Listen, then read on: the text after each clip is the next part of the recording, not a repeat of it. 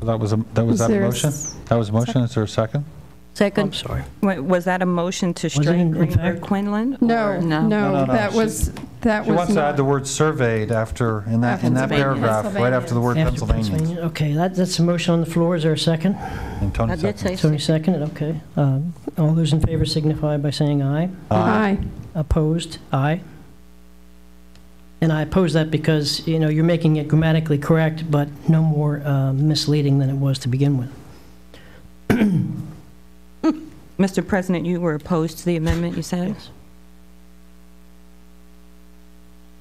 So we have an amended motion on the floor. I'll allow more council comment at this time before we go to the public. Hearing none. Public would like to speak, please raise your hand. You're the first one up.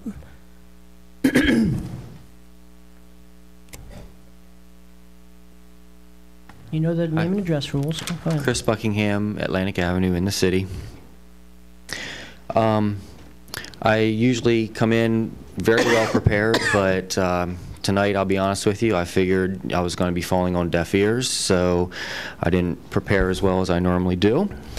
First, I would like to applaud the council on its position of not wanting to break the preemption laws or any state law.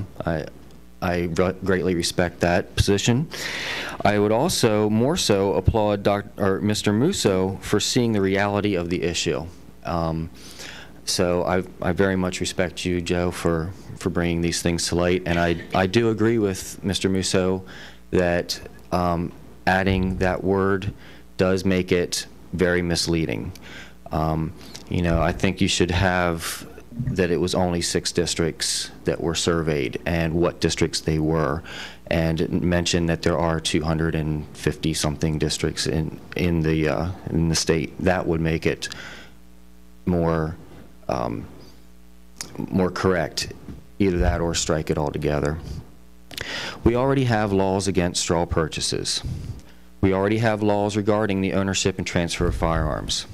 If passed on a state level, the perpetrator could still say they did not know that it was missing, making this an unenforceable law even on a state level. The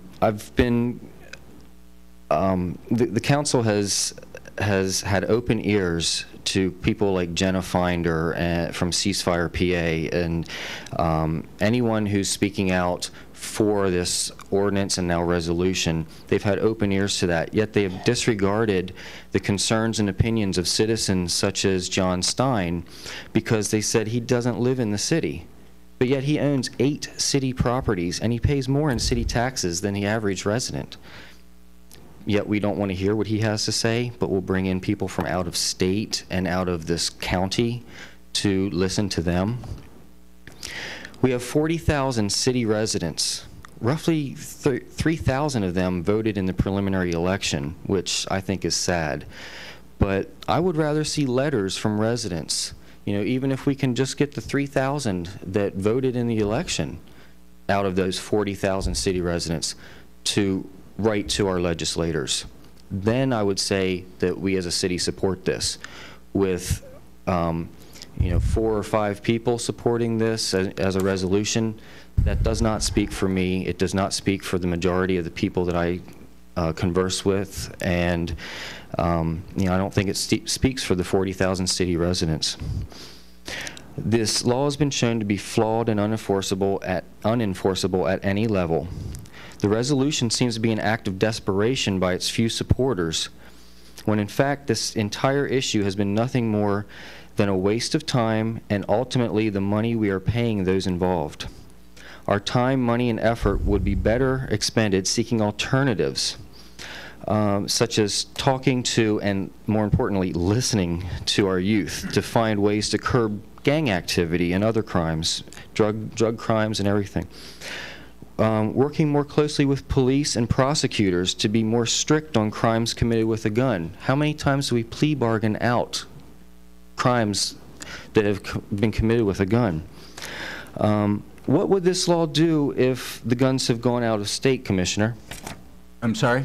What would this law do if the guns have gone out of state?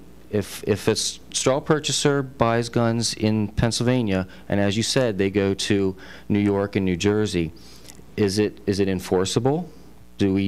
how, I mean, that's crossing state lines. That falls under federal jurisdiction, doesn't it? That would be a separate, separate law, certainly, but still, if it was purchased here and the registered gun owner that purchased the gun doesn't have a plausible explanation or has done this on a series of different times, it may or may not fall under the current law.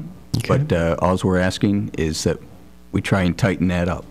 If guns are bought in, say, Maryland or Virginia and sold to the criminals here and used in crimes here, is there anything we can do about that?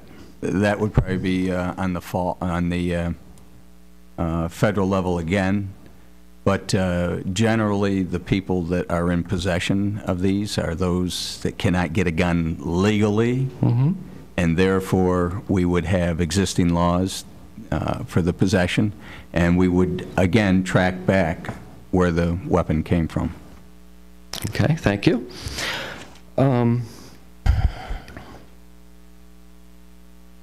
How many of these crimes cited in the resolution had the gun charges dropped in plea agreements? I'd be interested to know that fact.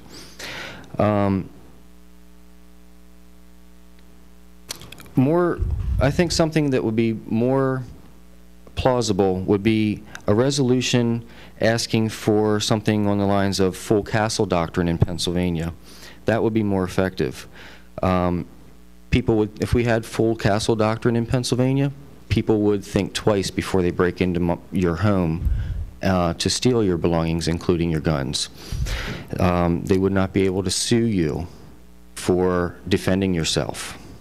And that is a more effective issue that we could be pursuing.